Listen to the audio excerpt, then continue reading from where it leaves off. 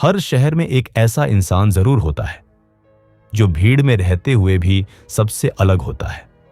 आज हम बात कर रहे हैं डिप्टी श्यामाचरण की, एक ऐसे अफसर की जिसकी ईमानदारी और इंसाफ की मिसाल पूरे नगर में दी जाती थी। वो न तो अंग्रेजों से डरते थे, न ऊंचे ओहदों से प्रभावित होते थे, बल्कि सच्चाई के उस रास्ते पर चलते थे जहां कदम कदम पर परीक्षा थी। पर कहते हैं, जिस समाज में ईमानदारी बिकती है वहां सच्चे इंसान का जीना आसान नहीं होता। क्या श्यामाचरण भी इस व्यवस्था के बोझ तले झुक जाएंगे या फिर आखिर तक अपने सिद्धांतों पर अडिग रहेंगे? आइए सुनते हैं एक ऐसी कहानी जो एक सच्चे इंसान की आत्मा की आवाज है। डिप्टी श्यामाचरण की धाक सारे नगर में छाई हुई थी।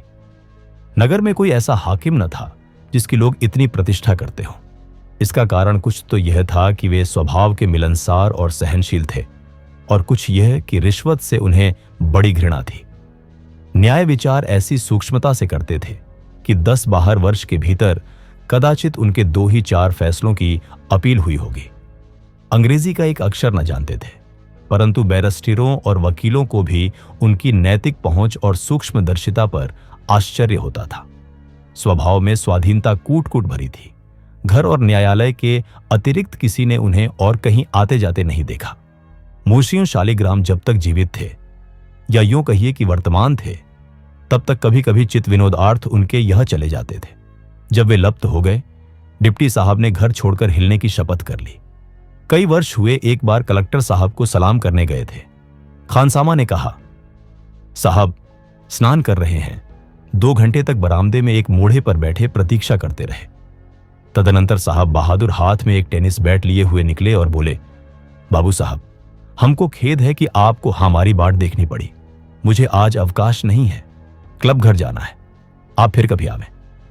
यह सुनकर उन्होंने साहब बहादुर को सलाम किया और इतनी सी बात पर फिर किसी अंग्रेजी की भेंट को न गए। वंश प्रतिष्ठा और आत्मगौरव पर उन्हें बड़ा अभिमान था। वे बड़े ही रसिक पुरुष थे। उनकी बातें हास्य से पूर्ण होती थीं। संध्या के समय जब वे कतिपय विशिष्ट मित्रों के साथ द्वारांगण में बैठते तो उनके उच्च हास्य की गूंजती हुई प्रतिध्वनि वाटिका से सुनाई देती थी। नौकरों चाकरों से वे बहुत सरल व्यवहार रखते थे, यहां तक कि उनके संग अलाव के बैठने में भी उनको कुछ संकोच न था। परंतु उनकी धाक ऐसी छाई हुई थी कि उनकी इस सजनता से किसी को अनुचित लाभ उठाने का साहस न होता था। चाल ढाल सामान्य रखते थे। कुआ पतलून से उन्हें घृणा थी। बटनदार ऊंची अचकैन, उस पर एक रेशमी काम की अबा, काला शमिला, ढीला पाजामा और दिल्ली वाला नोकदार जूता उनकी मुख्य पोशाक थी। उनके दुहरे शरीर, गुलाबी चेहरे और मध्यम डील पर जितनी ये पोशाक शोभा देती थी, उनकी कोट पतलून से संभव न थी। यद्यपि उनकी धाक सारे नगर भर में फैली हुई थी, तथापि अपने घर के मंडलांत गर्द उनकी एक न चलती थी। यहां उनकी सुयोग्य अद्वांगिनी का साम्राज्य था। वे अपने अधिकृत प्रांत में स्वच्छंदतापूर्वक शासन करती थी। कई वर्ष व्यतीत हुए, डिप्टी साहब ने उनकी इच्छा के विरुद्ध एक महाराजिन नौकर रख ली थी। महाराजिन कुछ रंगीली थी। प्रेमवती अपने पति की इस अनुचित कृति पर ऐसी रुष्ट हुई कि कई सप्ताह तक को भवन में बैठी रही। निदान विवश होकर साहब ने महाराजिन को विदा कर दिया। तब से उन्हें फिर कभी गृहस्थी के व्यवहार में हस्तक्षेप करने का साहस न हुआ। मुंशी जी के 2 बेटे और 1 बेटी थी। बड़ा लड़का साधाचरण गत वर्ष डिग्री प्राप्त करके इस समय रुड़की कॉलेज में पढ़ाता था। उसका विवाह फतहपुयर सीकरी के एक रईस के यहां हुआ था। मंझली लड़की का नाम सेवती था। उसका भी विवाह प्रयाग के एक धनी घराने में हुआ था। छोटा लड़का कमलाचरण अभी तक अविवाहित था। प्रेमवती ने बचपन से ही लाड़ प्यार करके उसे ऐसा बिगाड़ दिया था कि उसका मन पढ़ने लिखने में तनिक भी नहीं लगता था। 15 वर्ष का हो चुका था, पर अभी तक सीधा सा पत्र भी न लिख सकता था। इसलिए वहां से भी वह उठा लिया गया। तब एक मास्टर साहब नियुक्त हुए और 3 महीने रहे, परंतु इतने दिनों में कमलाचरण ने कठिनता से 3 पाठ पढ़े होंगे। निदान मास्टर साहब भी विदा हो गए। तब डिप्टी साहब ने स्वयं पढ़ाना निश्चित किया, परंतु एक ही सप्ताह में उन्हें कई बार कमला का सिर हिलाने की आवश्यकता प्रतीत हुई। साक्षियों के बयान और वकीलों की सूक्ष्म आलोचनाओं के तत्व को समझना कठिन नहीं है, जितना किसी निरुत्साही लड़के के यमन में शिक्षा रुचित उत्पन्न करना है। प्रेमवती ने इस मारधाड़ पर ऐसा उत्पात मचाया कि अंत में डिप्टी साहब ने भी झल्लाकर पढ़ाना छोड़ दिया। कमला कुछ ऐसा रूपवान, सुकुमार और मधुर भाषी था कि माता उसे सब लड़कों से अधिक चाहती थी। इस अनुचित लाड़ प्यार ने उसे पंतंग, कबूतरबाजी और इसी प्रकार के अन्य कुव्यसनों का प्रेमी बना दिया था। सबरेहा और कबूतर उड़ाए जाने लगे, बटेरों के जोड़ छूटने लगे, संध्या हुई और पंतक के लंबे लंबे पेच होने लगे। कुछ दिनों में जुए का भी चस्का पड़ चला था। दपर्ण, कंघी और इत्र तेल में तो मानो उसके प्राण ही बसते थे। प्रेमवती एक दिन सुवामा से मिलने गई हुई थी। वहां उसने वृजरानी को देखा और उसी दिन से उसका जी ललचाया हा था कि वह बहू बनकर मेरे घर में आए तो घर का भाग्य जाग उठे। उसने सुशीला पर अपना यह भाव प्रकट किया। विरजन का 13वां आरंभ हो चुका था। पति पत्नी में विवाह के संबंध में बातचीत हो रही थी। प्रेमवती की इच्छा पाकर दोनों फूले न समाये। एक तो परिचित परिवार, दूसरे कलीन लड़का, बुद्धिमान और शिक्षित, पैतृक संपत्ति अधिक। यदि इनमें नाता हो जाए तो क्या पूछना। चटपट रीति के अनुसार संदेश कहला भेजा। इस प्रकार संयोग ने आज उस विषैले वृक्ष का बीज बोया जिसने 3 ही वर्ष में कुल का सर्वनाश कर दिया। भविष्य हमारी दृष्टि से कैसा गुप्त रहता है। ज्यों ही संदेशा पहुंचा, सास, ननद और बहू में बातें होने लगी। बहू: चंद्रा, क्यों अम्मा, क्या आप इसी साल ब्याह करेंगी? प्रेमवती: और क्या, तुम्हारे लाली के मानने की देर है। बहू: कुछ तिलक दहेज भी ठहरा। प्रेमवती: तिलक दहेज ऐसी लड़कियों के लिए नहीं ठहराया जाता। जब तुला पर लड़की लड़के के बराबर नहीं ठहरती तभी दहेज का पासंग बनाकर उसे बराबर कर देते हैं। हमारी वृजरानी कमला से बहुत भारी है। सेवती: कुछ दिनों घर में खूब धूमधाम रहेगी। भाभी गीत गाएंगी, हम ढोल बजाएंगे। क्यों भाभी? चंद्रा: मुझे नाचना गाना नहीं आता। चंद्रा का स्वर कुछ भद्दा था। जब गाती स्वर भंग हो जाता था, इसलिए उसे गाने से चिढ़ थी। सेवती: ये तो तुम आप ही करो, तुम्हारे गाने की तो संसार में धूम है। चंद्रा जल गई, तीखी होकर बोली, जिसे नाच गाकर दूसरों को लुभाना हो वह नाचना गाना सीखे। सेवती: तुम तो तनिक सी हंसी में रूठ जाती हो, जरा वह गीत गाओ तो। तुम तो श्याम बड़े बेखबर हो, इस समय सुनने को बहुत जी चाहता है। महीनों से तुम्हारा गाना नहीं सुना। चंद्रा, तुम ही गाओ, कोयल की तरह कूकती हो। सेवती: लो, अब तुम्हारी यही चाल अच्छी नहीं लगती। मेरी अच्छी भाभी, तनिक गाओ। चंद्रमा: मैं इस समय न गाऊंगी। क्यों, मुझे कोई डोमनी समझ लिया है? सेवती: मैं तो बिन गीत सुने आज तुम्हारा पीछा न छोड़ूंगी। सेवती का स्वर परम सुरीला और चित्ताकर्षक था। रूप और आकृति भी मनोहर, कुंदन वर्ण और रसीली आंखें। प्याली रंग की साड़ी उस पर खूब खिल रही थी। वह आप ही आप गुनगुनाने लगी। तुम तो श्याम बड़े बेखबर हो। तुम तो श्याम, आप तो श्याम पियो दूध के कुल्हड़, मेरी तो पानी पे गुजर, पानी पे गुजर हो। तुम तो श्याम दूध के कुल्हड़ पर वह हंस पड़ी। प्रेमवती भी मुस्कुराई, परंतु चंद्रा रुष्ट हो गई। बोली, बिना हंसी की हंसी हमें नहीं आती, इसमें हंसने की क्या बात है। सेवती, आओ हम तुम मिलकर गाएं। चंद्रा, कोयल और कोए का क्या साथ। सेती, क्रोध तो तुम्हारी नाक पर रहता है। चंद्रा, तो हमें क्यों छेड़ती हो? हमें गाना नहीं आता तो कोई तुमसे निंदा करने तो नहीं चाहता। कोई का संकेत राधाचरण की ओर था। चंद्रा में चाहे और गुण न हो, परंतु पति की सेवा वह तन मन से करती थी। उसका तनिक भी सिर धमका कि इसके प्राण निकला। उनको घर आने में तनिक देर हुई कि वह व्याकुल होने लगी। जब से वे रुड़की चले गए तब से चंद्रा यका हंसना बोलना सब छूट गया था।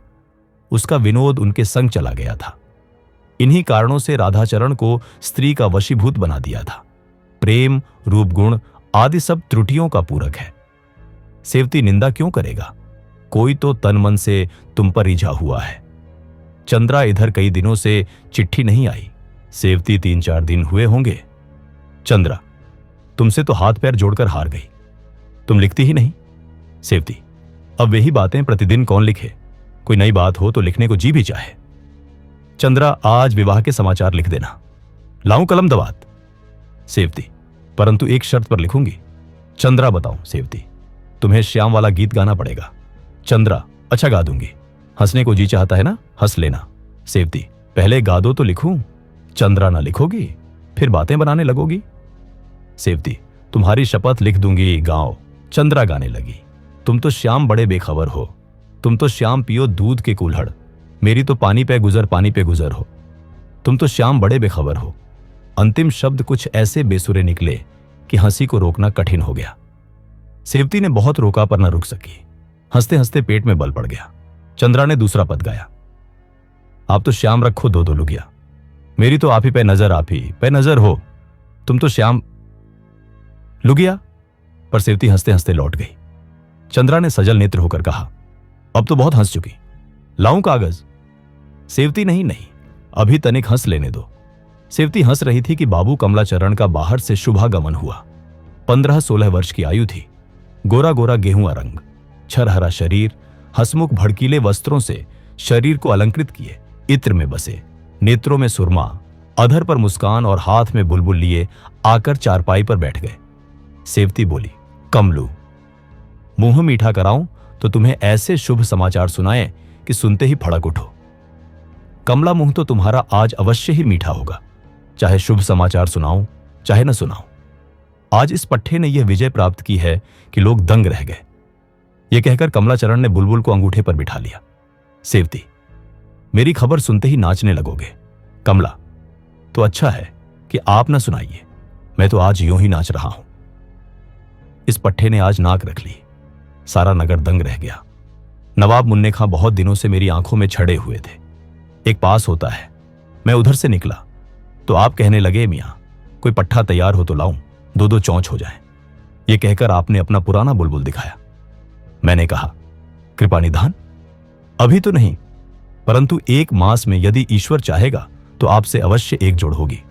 और बदबद कर आज आगा शेर अली के अखाड़े में बदानी ठहरी। 50 रुपए की बाजी थी। लाखों मनुष्य जमा थे। उनका पुराना बुलबुल विश्वास मानो सेवती कबूतर के बराबर था, परंतु वह भी केवल फूला हुआ न था, सारे नगर के बुलबुलों को पराजित किए बैठा था। बलपू वर्क लात चलाई। इसने बार बार नचाया और फिर झपटकर उसकी छोटी दबाई। उसने फिर चोट की। यह नीचे आया। चतुर्दिक कोलाहल मच गया। मार लिया। तब तो मुझे भी क्रोध आया। डपटकर जो ललकारता हूं तो यह ऊपर और वह नीचे दबाहा है। फिर तो उसने कितना ही सिर पटका कि ऊपर आ जाए, परंतु इस शेर ने ऐसा दाबा कि सिर न उठाने दिया। नवाब साहब स्वयं उपस्थित थे। बहुत चिल्लाए, पर क्या हो सकता है, इसने उसे ऐसा दबोचा था जैसे बाज चिड़िया को। आखिर बगटुट भागा। इसने पानी के उस पार तक पीछा किया पर न पा सका। लोग विस्मय से दंग हो गए। नवाब साहब का तो मुख मलिन हो गया। हवाइयां उड़ने लगीं। रुपये हारने की तो उन्हें कुछ चिंता नहीं, क्योंकि लाखों की आय है, परंतु नगर में जो उनकी धाक जमी हुई थी वह जाती रही। रोते हुए घर को सिधारे। सुनता हूं यहां से जाते ही उन्होंने अपने बुलबुल को जीवित ही गाड़ दिया। यह कहकर कमलाचरण ने जेब खनखनाई। सेवती, तो फिर खड़े क्या कर रहे हो? आगरे वाले की दुकान पर आदमी भेजो। कमला, तुम्हारे लिए क्या लाऊं भाभी? सेवती, दूध के कुल्हड़। कमला, और भैया के लिए? सेवती, 2 लुगिया। यह कहकर दोनों ठहका मारकर हंसने लगे। हंसी के इस पल में शायद किसी ने नहीं देखा कि कमला के चेहरे की इस मुस्कान के पीछे जिंदगी का कितना संघर्ष छिपा है। कभी कभी कहानी हंसी में खत्म जरूर होती है, मगर उसके शब्दों में एक ऐसी चुभन होती है जो सुनने वाले के दिल में देर तक गूंजती रहती है। अगर आपको यह कहानी थोड़ी सी भी महसूस हुई हो तो इस वीडियो को लाइक करें और अपने दोस्तों के साथ शेयर करना ना भूलें। कमेंट में बताइए, क्या आज के समय में भी ऐसी सादगी और अपनापन कहीं बाकी है?